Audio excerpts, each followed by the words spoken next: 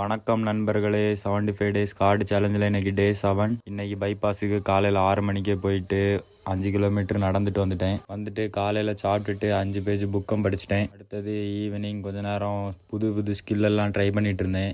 Victorian try பண்ணேன். Already அது front liver மாதிரி தான் இருக்கும். டபுள் பாரில் ஸ்லீப் பண்ணி மாதிரி இருக்கும் அந்த ஸ்கில்லு பார்க்குறதுக்கு.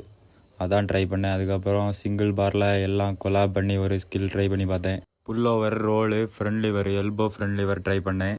அப்படியே ஸ்ட்ராடல் ஃப்ரண்ட் லிவர் போட்டு ஒரு பேக் லிவர். இதான் புது காம்போ.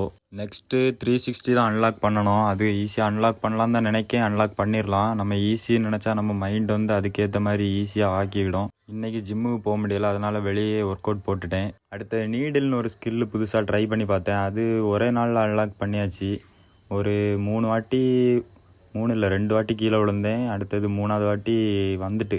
யாரும் இதை பார்த்துட்டு ட்ரை பண்ணாதீங்கன்னு சொல்ல மாட்டேன், ட்ரை பண்ணுங்க. ஆனால் கொஞ்சம் பயமாக தான் இருக்கும் ஸ்டார்டிங்கில். நல்லா நானும் அந்த மாதிரி ஃபஸ்ட்டு பயந்தேன். விழும்போது கரெக்டாக விழணும் கீழே.